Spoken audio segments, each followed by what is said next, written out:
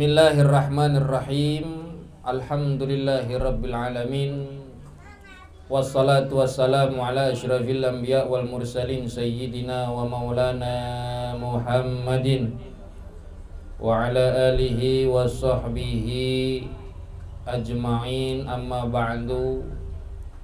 Fa inna asdaqal hadithi kitabullahi ta'ala wa khairul hadi sayyidina Muhammadin sallallahu alaihi wasallam, wa syarrul umur muhdatsatuha wa kullu muhdatsatin bid'ah wa kullu bid'atin dhalalah wa kullu dhalalatin finnar. Jamaah Majlis Ta'lim Maziyatun Nisa yang dirahmati oleh Allah Subhanahu wa taala, mudah-mudahan kumpulnya kita pada malam hari ini senantiasa Allah taala limpahkan rahmat dan juga barokah buat kita semuanya. Dan tentunya kita berharap agar pulangnya kita dari tempat ini dosa-dosa kita diampuni, kemudian membawa ilmu yang bermanfaat, dan juga harapan hajat dan keinginan kita dikabulkan oleh Allah Subhanahu wa taala.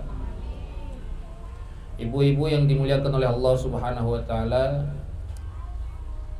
kita lanjutkan kitab Safinatun Najah yang dikarang oleh Syekh Salim bin Sumail Al-Hadrami rahimahullahu ta'ala, yaitu sampai kepada pembahasan apa saja, yaitu perkara-perkara yang dapat membatalkan sholat. Ini sangat penting Bu kita ketahui supaya supaya sholat kita menjadi sempurna. Sebab terkadang orang yang sholat itu tidak mengetahui atau belum secara benar memahami apa saja yang bisa membatalkan sholat. Mereka kira itu tidak membatalkan, tetapi itu dapat membatalkan sholat. Bahkan ada nanti kita bahas sedikit untuk membedakan Bu. Sebelumnya kita baca kitabnya dulu deh. Bismillahirrahmanirrahim. Qala al-muallifu rahimahullahu ta'ala wa daman naf'a bihi wa bi ulumihi fid dharaini amin. Ila qawlihi faslun tabtulus salatu bi arba'a asyarata khoslatan. Akan membatalkan salat itu dengan 14 perkara. Untuk membedakan supaya kita memahami betul-betul apa saja yang mendasar daripada sholat kita, ada perkara-perkara yang dapat membatalkan sholat. Di sini di dalam kitab dituliskan ada berapa Bu? Ada 14 perkara. Ada juga perkara-perkara yang dapat merusak. Ada perkara yang dapat merusak sholat kita, ada perkara yang dapat membatalkan. Ini beda. Perkara yang dapat merusak sholat itu, yaitu adalah sesuatu yang dimana jika dilakukan itu perbuatan hanya menyebabkan sholat itu kurang sempurna. Itu namanya perkara-perkara yang merusak. Nah, perkara yang merusak ini hukumnya makruh jika dikerjakan.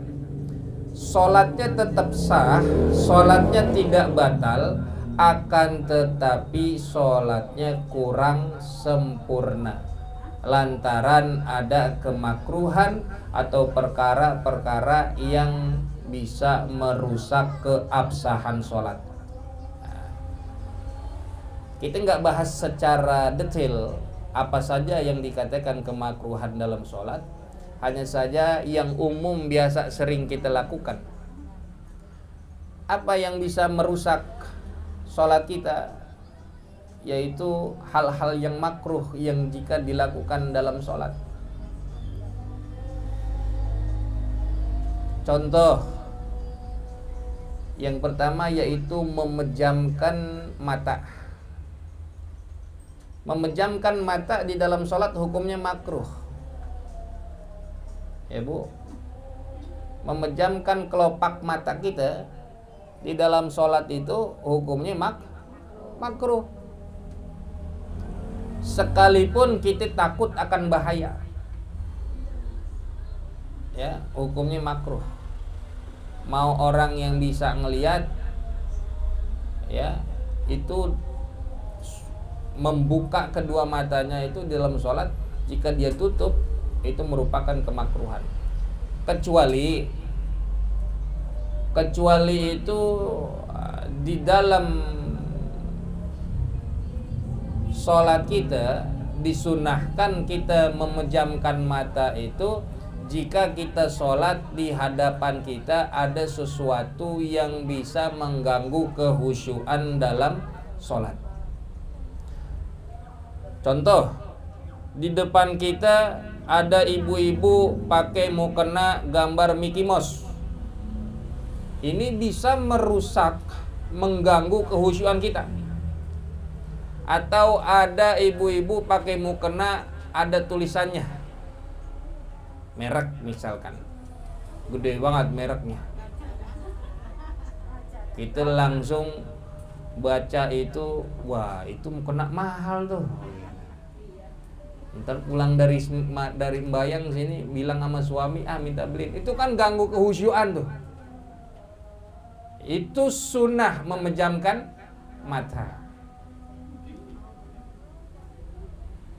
Kalau membuka mata kita dalam sholat itu sunnah, Bu. Bahkan di dalam sujud itu merupakan kesunahan, mata kita tetap terbuka, jangan ditutup. Nah maka memejamkan mata itu termasuk hal yang makruh di dalam sholat, ya. Biar khusyuk, Ustaz.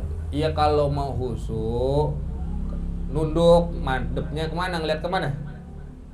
Tempat sujud gitu. Contoh ada tembok keukir, atau sholat, namanya kita sholat Idul Adha atau Idul Fitri, biasanya di tengah jalan atau di lapangan ada truk, tulisannya begitu, truk tuh, ya jarang pulang gitu kan tulisannya. Itu kan bisa ganggu kehusyuan. Itu disunahkan memejamkan mata. Terus apa lagi yang dikatakan makruh dalam sholat? Menempelkan perut kita dengan paha di saat sujud ataupun ruku', itu makruh bagi laki maupun perempuan. Tak paham menempelkan, Bu? Iya, merapatkan antara perut atau sisi perut dengan paha kita itu makruh di dalam sholat.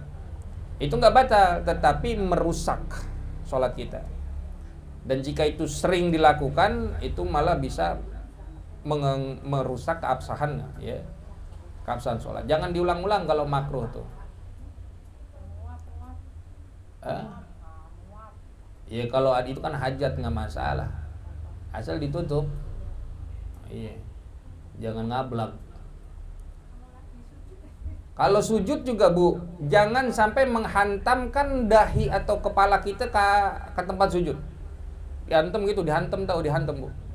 Iya, dibentokin begitu. Itu makruh. Ya, biar jidatnya hitam. Ya dikate ahli ibadah. Jangan dihantam-hantam, Bu, jidat, nggak boleh. Itu hal yang berlebihan. Bahkan bisa menyakiti. Mubalaghah tuh menundukkan kepala terlalu berlebih di saat ruku juga nggak boleh. Ruku itu kan kudu sejajar, ya kan, kita dari punggung ke leher ke kepala itu sejajar. Nah kalau sampai nunduk banget, ya artinya tidak sejajar, sampai nunduk banget, sampai bentuk turunan, itu makruh. Itu makruh. Lalu kalau bagi perempuan sih wajib mengunci rambut. Tapi kalau bagi laki-laki makruh hukumnya bagi laki-laki mengunci rambutnya jika rambut itu laki-laki panjang. Jangan dikuncir. Menjadi satu hal kemakruhan ketika laki-laki, karena di dalam sholat, Bu, tidak boleh menahan sesuatu apapun. Contoh melipat pakaian. Dikasih tahu kita punya anak laki-laki sembahyang ngelipat pakaian itu digulung, tidak boleh, Bu. Makruh hukumnya menggulung pakaian, mengunci rambut. Apalagi rambut depan dikuncir. Kan ada poninya Ustaz. Nanti sholat sujud ketutup. Kalau begitu pakai peci. Anak kita ajarin. Jangan kemudian rambutnya dibiarkan terurai. Boleh nggak kemudian saat sujud kita benahin poni begitu? Kalau laki-laki itu ya. Ya kagak apa-apa, cuman makruh, takutnya malah menambah gerakan sholat jika diulang terus-terusan di saat sujud. Ya, itu menjadi satu hal kemakruhan. Maka nggak boleh juga mengunci rambut, biarkan terurai. Kenapa badan kita, apa yang ada di badan, rambut, kemudian tangan, kalau ini celana jangan digulung, biarkan terurai semuanya. Ya, dalam sholat tuh biarkan terurai, supaya apa? Biar dosa-dosa tuh nggak ada yang nyangkut, semuanya berjatuhan tuh. Ya, itu termasuk diantara kemakruhan dalam sholat. Tidak boleh bagi seorang laki-laki itu mengunci rambut. Kasih tahu anaknya yang gondrong, jangan kalau sembahyang dikunci rambutnya. Juga pakaiannya jangan dilipat, jangan digulung. Tangan, baju, lengan maupun kaki celananya jangan digulung. Kalau perempuan mah wajib bahkan mengunci rambut ya. Wajib, jangan dibiarkan terurai. Khawatir di saat sholat kemudian tertiup angin mukenanya dan rambut kelihatan. Apalagi ada yang dikatakan tasbih, Bu. Tasbih itu jemari kita yang kanan sama kiri diginiin nih. Ini Bu, kalau di dalam masjid begini makruh. Dalam masjid begini tangan kita makruh, jangan. Karena kata ulama begini bisa menyebabkan ngantuk nih. Sering kan kita ngelihat kalau lagi duduk, bapak ibu kalau lagi duduk tangan begini. Ini ngapain nih begini? Ini makruh. Begini nggak boleh dalam masjid. Ya, kalau lagi ngaji begini tangannya, tahlil begini, jangan nih begini. Ya Bu, paham Bu? Nah, jangan. Itu termasuk kemakruhan juga. Malah dalam sholat ngibas-ngibasin jari gitu, itu menjadi kemakruhan, nggak boleh. Ada Bu, ngeludah selain ke arah kiri, ngeludahnya ke kanan, ke depan, makruh. Ngeludah ke kiri kalau ada sesuatu yang mengganjal gitu. Sholat sendirian gitu. Kalau sholat lagi barengan diludahin sebelah kiri, jangan. Ya ngambek ntar, diludahin balik kita. Itu dah sedikit aja ya, beberapa yang dikatakan bisa merusak sholat kita. Kemudian fokus kepada perkara-perkara yang membatalkan sholat. Tabtul sholatu bi arba'asyarata khaslatan. Akan batal sholat dengan 14 perkara. Secara garis besar Bu, apa yang bisa membatalkan sholat? Jika syarat dan rukunnya tidak terpenuhi, ada yang tidak dilakukan, itu jelas sholatnya batal. Kagak ruku, kagak sholatnya. Ya kagak, batal. Kagak ruku, kagak sujud di rakaat kedua, batal nggak sholatnya? Batal. Nggak baca Fatihah, batal. Di situ udah jelas tuh ya. Tapi ada sedikit ya perkara-perkara. Kalau di dalam kitab ini tuh ada 14, ada bahkan yang menyebutkan sampai 20, sekitar 22 perkara yang membatalkan sholat. Yang pertama adalah bil hadafi, dengan hadas, baik hadas kecil maupun hadas besar. Perkara yang dapat membatalkan sholat yang pertama adalah mengalami hadas kecil maupun hadas besar, sengaja atau tidak sengaja, dipaksa sekalipun tetap batal sholatnya. Bagaimana yang dipaksa Bu biar keluar hadas? Ada nggak memaksakan supaya keluar hadas? Perutnya diteken-teken supaya ngentut, itu bisa membatalkan sholat. Jadi batal sholat itu sebab hadas, tidak melihat keadaan orang yang sholat itu maupun orang yang sholat itu dalam keadaan suci dengan wudu ataupun tayamum, atau bahkan yang kemarin kita sudah pernah bahas adalah orang yang tanpa wudu, tanpa tayamum, yaitu faqidut tahurain. Ya, dia sholat memang kagak pakai wudu, kagak pakai tayamum, sholat di kendaraan, nggak sempet wudu, nggak ada air, nggak sempet tayamum karena nggak ada debu, dia sholat aja. Tetap ketika dalam sholat dia hadas, maka membatalkan sholat. Kentut juga Bu termasuk membatalkan sholat. Keluarnya sesuatu dari kemaluan depan maupun belakang itu dapat membatalkan sholat kita. Kalau di tengah-tengah sholat, misalkan sholat johor rakaat kedua, keluar angin, kentut, batal nggak sholatnya? Wudu lagi nggak? Wudu lagi. Terus sholat lanjut dari rakaat ketiga apa dari awal? Atau siapa?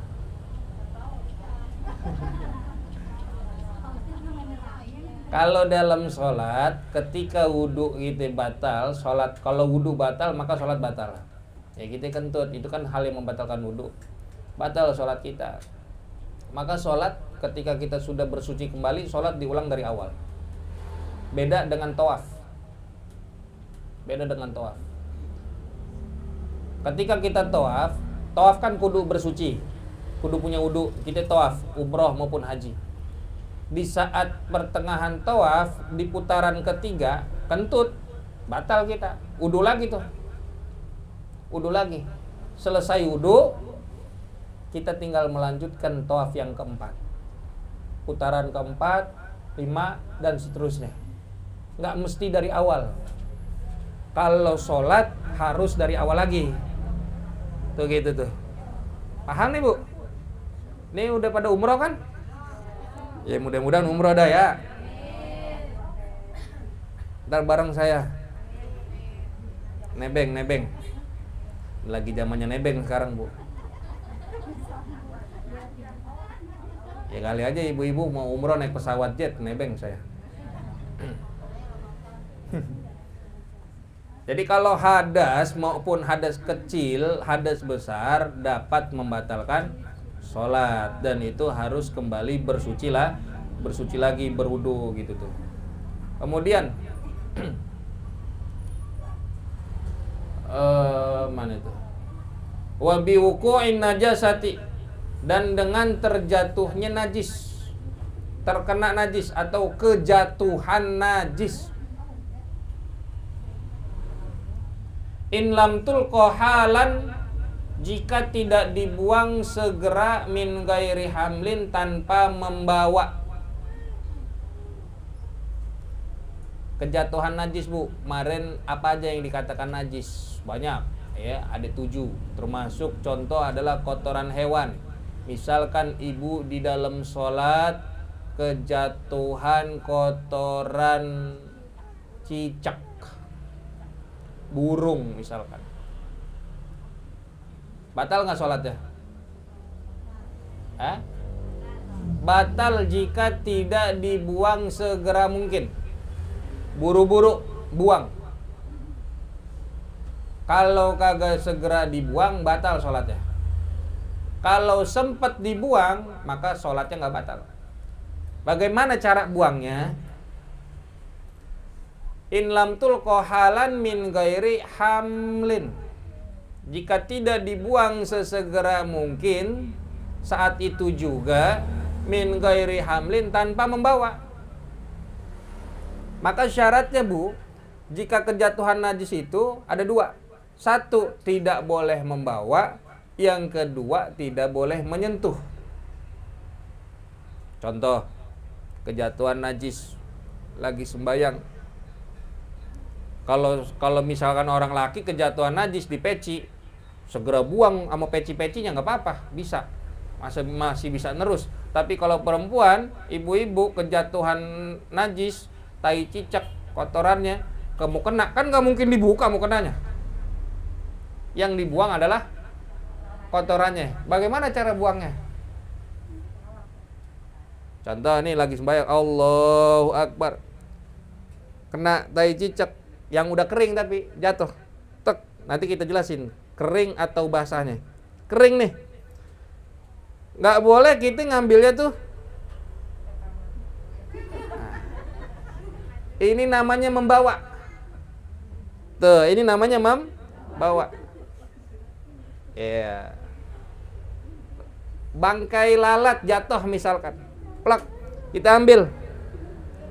Ini namanya begini membawa nih, Bu. Ya.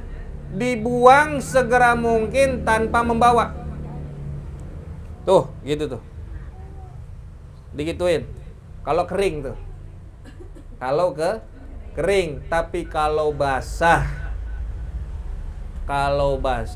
ya udah batal. Mau diapain? Kalau basah, kecuali ibu sholatnya di samping keran musola. Allahu Akbar. Burung plok, wah masih basah, langsung nyalain keran buru-buru. Nah, begitu nggak apa-apa. Masih ada orang sholat di samping keran kan gitu. Kalau basah udah batal. Ya, bersihin dulu. Kalau enggak ya pulang cari pakaian yang baru lagi yang masih bersih dan suci. Itu Bu ya, paham?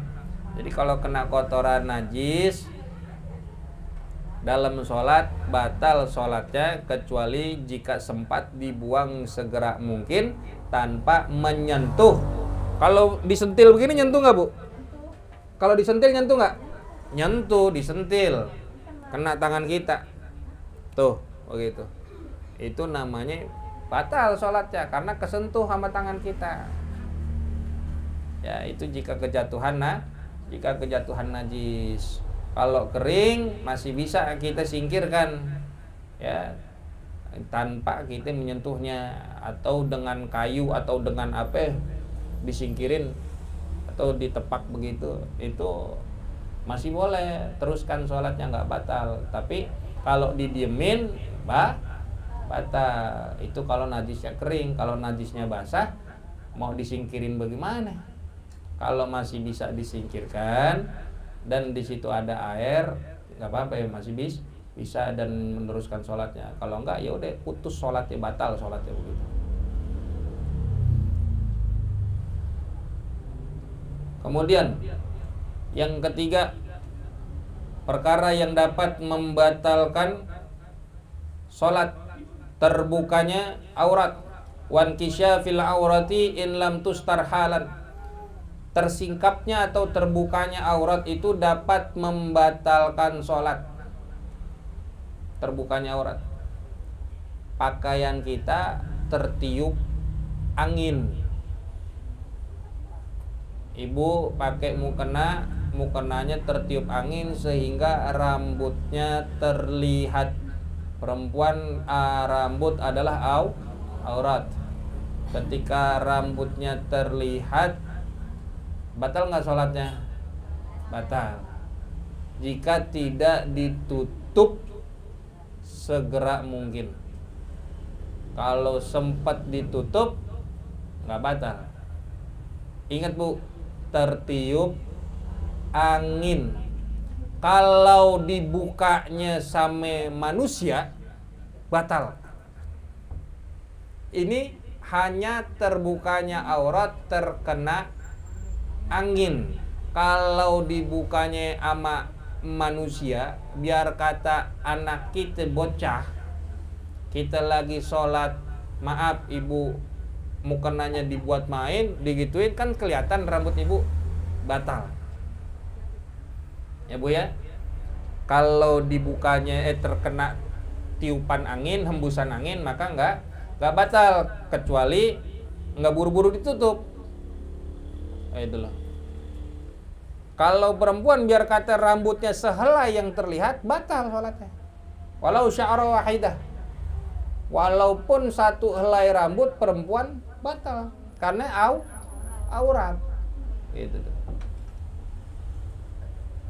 Kecuali budak ya, budak perempuan. Kalau budak perempuan kan apa yang harus ditutupi?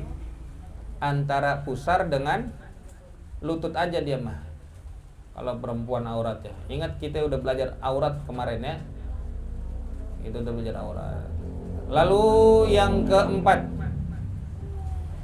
wan nutqi biharfaini, dan berbicara dua huruf.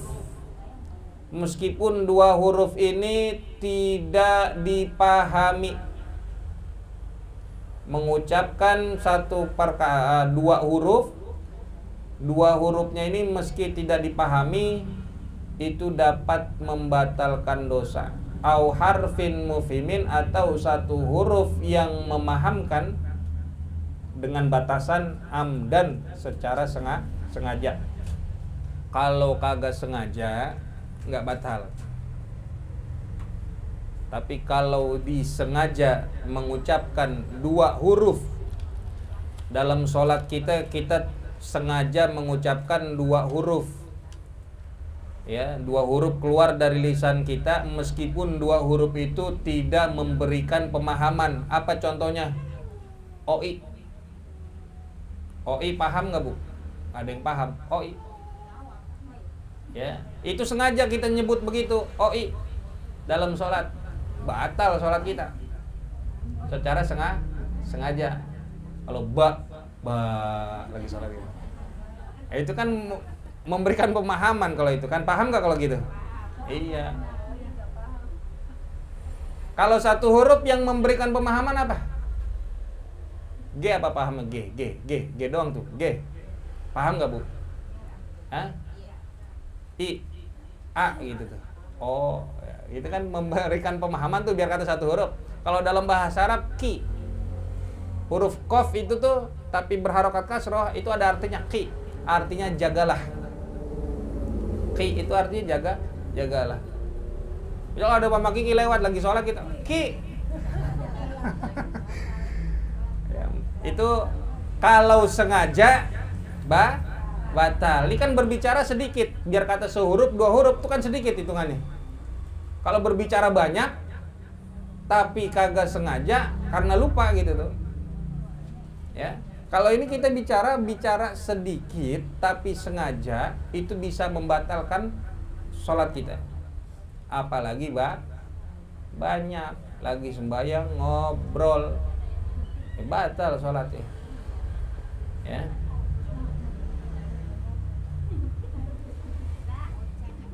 Kalau nangis batal nggak nangis? Nangis di dalam sholat batal nggak? Ya lagi sholat ngucurin air mata, batal nggak sembayangnya? Nangis ngapain, Bu? Nangis lagi sembayang. Ya, utang belum lunas, utang. Kepikiran ya. Bang Toib apa Bang Husin? Kalau sembayang nangis kagak batal, kecuali nangisnya mengeluarkan suara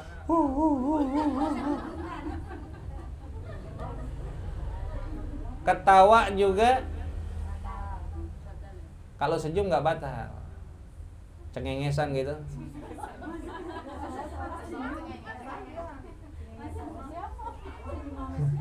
Kali dia ingat apaan gitu, cengengesan. Hah? Lah ini kan kita lagi bicara hal yang membatalkan. Kalau cengengesan atau senyum nggak batal sembahyang, nggak batal sholatnya. Ketawa batal nggak? Iya, keluar dua huruf, H sama A keluar. Kalau terpaksa ketawa juga.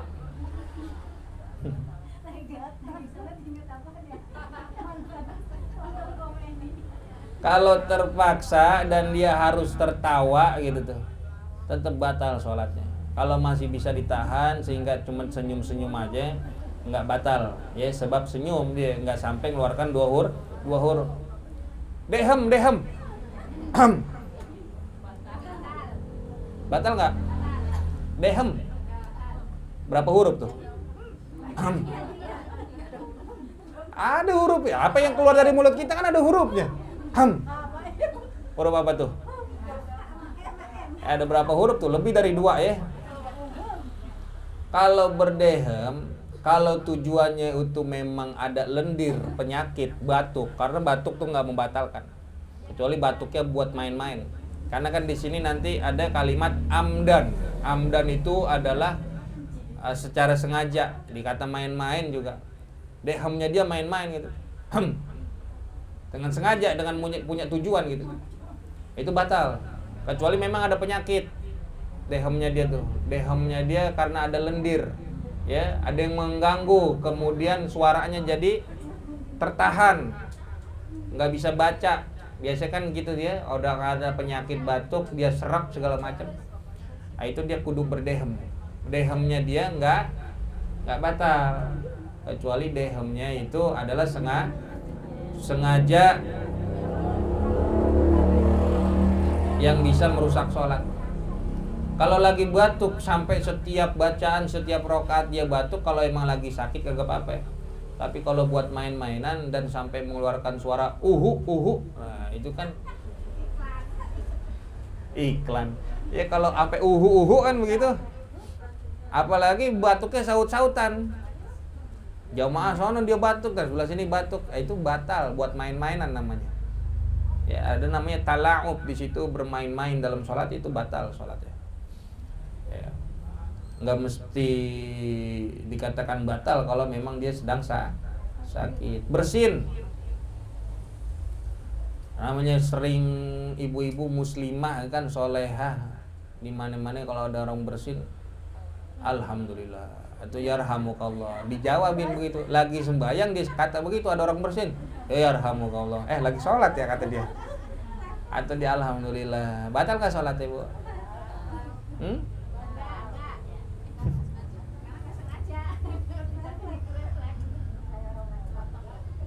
Kalau mengucapkan tasbih ketika sedang bersin dalam sholat itu nggak apa-apa. Ya. Contoh kayak misalkan dalam sholat kita baca Fatihah, di dalam baca Fatihah kita ya bersin begitu, akhirnya alhamdulillah kita sebut begitu. Itu sholatnya nggak batal, tapi baca Fatihahnya diulang dari awal. Ya, baca Fatihahnya diulang dari awal karena ada zikir yang memutuskan bacaan Fatihah kita. Kalau kayak begitu diulang dari awal bacaan Fatihahnya. Tapi nggak batal sholatnya. Kalau bersihnya tanpa baca Fatihah, Ya nggak apa-apa, nggak masalah. Ya, karena kata Nabi disunahkan ketika bersin itu di dalam sholat kita mengucapkan zikir yang seperti biasa, tasbih, itu nggak apa-apa. Kalau ngejawabin panggilan, bagaimana ngejawabin panggilan? Ada orang manggil, misalkan orang tua kita manggil lagi sholat,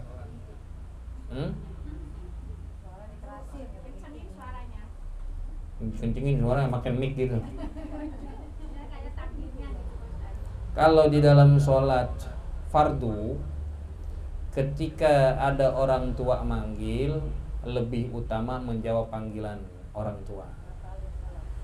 Iya, batalin sholatnya. Sholatnya batal tetap. Kalau sholat sunnah, kalau sholat fardu, gimana tadi saya ngomong? Kalau sholat fardu, orang tua kita manggil atau suami kita manggil, tetap sholat. Ya, itu kalau fardu, jangan dipanggil, "Ma, iya Pak, lagi sholat, ntar dulu."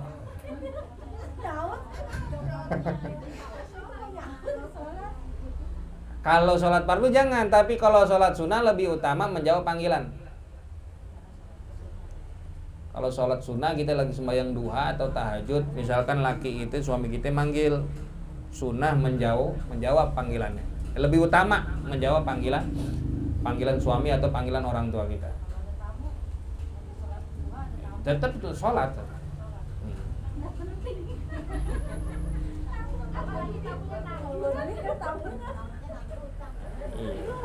Cuma sholatnya nggak berhenti begitu sampai tamunya pulang.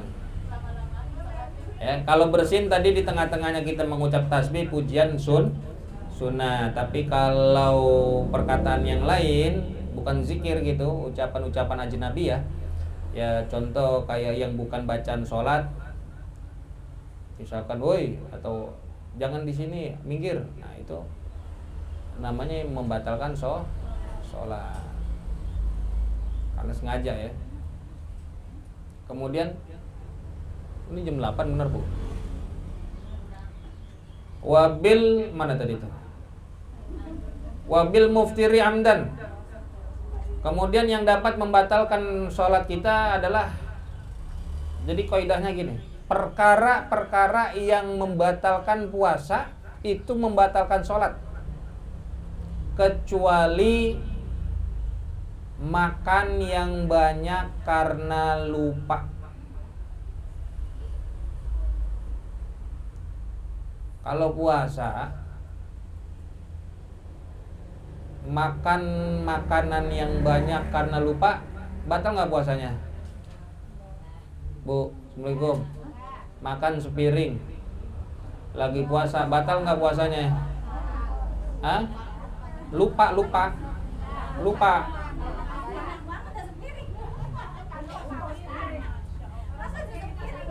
Ya namanya orang kan nggak tahu. Sekarang mah kita punya ingatan kencang, ntar udah tua. Ya. Kalau makan banyak sepiring saat puasa, batal nggak puasanya? Lupa nggak? Batal nggak puasanya? Tapi kalau dalam sholat, makan yang banyak meskipun karena lupa tetap membatalkan sholat. Kalau puasa kan enggak. Maka di sini kaitannya, segala apapun yang membatalkan puasa dikerjakan secara sengaja, yaitu tetap membatalkan sholat, kecuali makan yang banyak karena lupa tadi. Makanya orang yang tidur batal nggak puasanya? Enggak kan? Orang yang sholat saat tidur,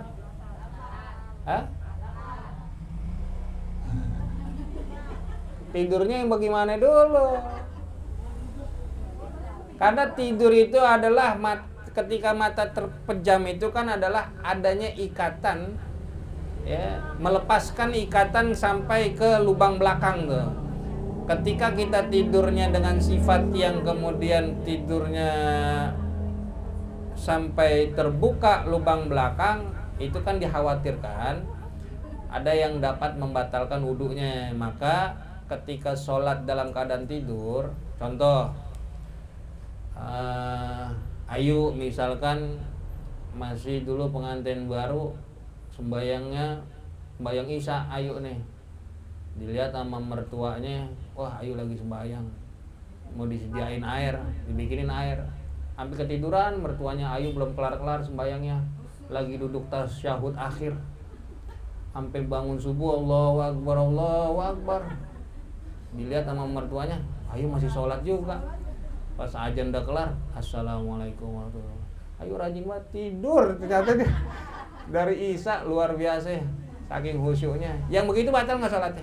Enggak.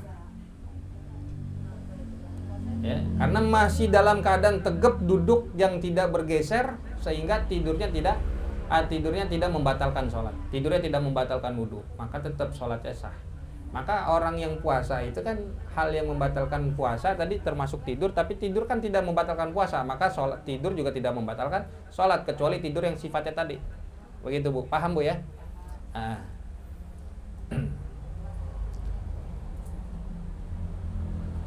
Wal aklil katsiri nasiyan. Nah, ini makan yang banyak karena lupa.